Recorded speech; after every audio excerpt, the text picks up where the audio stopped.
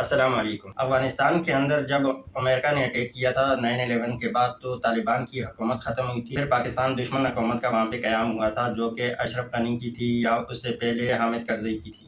تو یہ انڈیا کی سپورٹرز حکومت تھی اور پاکستان دشمن حکومت تھی۔ پھر جب دوبارہ طالبان نے 20 سالہ جدوجہد کے بعد 20 سالہ جہاد کے بعد افغانستان میں امریکہ کے خلاف جنگ جیتی تو طالبان کی حکومت دوبارہ قائم ہوئی، کیونکہ طالبان پاکستان کے سپورٹرز ہیں، پاکستان سے محبت کرتے ہیں، پاکستان کے ساتھ مخلص ہیں۔ لیکن پاکستان میں کچھ لوگ ہیں جن کے دل میں طالبان کے لیے نفرت ہے اور وہ اپنی نفرت کا اظہار کرتے ہیں، اور اگر وہ لوگ کسی اہم عہدے پہ ہوں تو وہ طالبان کے خلاف کچھ نہ کچھ غلط ایکٹیویٹیز کرتے ہیں، جس سے افغانستان اور پاکستان کے درمیان تعلقات خراب ہوتے ہیں۔ تو اس وقت جو پوری دنیا کے حالات چل رہے ہیں وہ حالات انتہائی کریٹیکل ہیں۔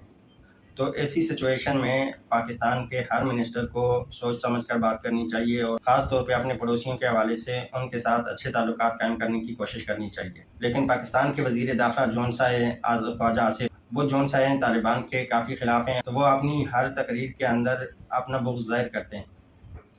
وہ طالبان کے اوپر غلط الیگیشن لگاتے ہیں، کچھ بھی کہانیاں کرتے ہیں کہ جون سا ہے، یوں ہے، جون سا ہے، بالکل سچائی کے برعکس وہ طالبان کے اوپر الیگیشن لگاتے ہیں۔ طالبان کے اوپر ایک الیگیشن یہ ہے کہ پاکستان کے اندر جو ٹیررسٹ ہیں ان کو طالبان سپورٹ کرتے ہیں، وہ افغانستان سے آتے ہیں،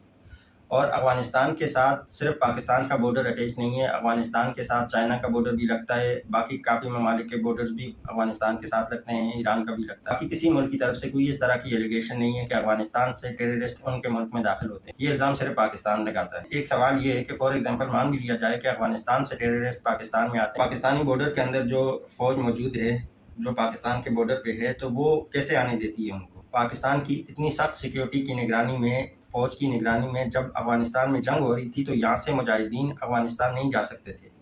امریکہ کے خلاف جہاد کرنے کے لیے افغانستان مجاہدین بارڈر کراس کر کے نہیں جا سکتے تھے، تو ٹیررسٹ وہاں سے بارڈر کراس کر کے کیسے پاکستان میں آ رہے ہیں؟ تو یہ تو ایک سوال ہے، وزیر دفاع سے ہی یہ سوال ہے کہ جب یہاں سے مجاہدین افغانستان جہاد کرنے نہیں جا سکتے تو وہاں سے ٹیررسٹ پاکستان کیسے آ سکتے ہیں؟ لیکن خواجہ آصف صاحب کا بغض ہے جو کہ ختم ہونے کا نام نہیں لے رہے۔ انہوں نے اس سے پہلے شاہ عبدالی کے حوالے سے کافی غلط الفاظ کا استعمال کیا تھا، غوری کے حوالے سے کافی غلط الفاظ کا استعمال کیا تھا، اور یہ وزیر دفاع ہے پاکستان، اور پاکستان کے میزائلوں کے نام عبدالی اور غوری ہے۔ مطلب اس کو شرم آنی چاہیے کہ یہ کیا بات کر رہا ہے۔ طالبان کے بغض میں مبتلا خواجہ آصف نے آج بھی ایک بیان دیا کہ میں بغیر کسی ہچکچاہٹ کے کہتا ہوں کہ افغانستان پاکستان کا دشمن ہے، افغانستان پاکستان کے خلاف سازشیں کرتا ہے۔ حیرت کی بات ہے کہ اتنا بے وقوف آدمی جس کو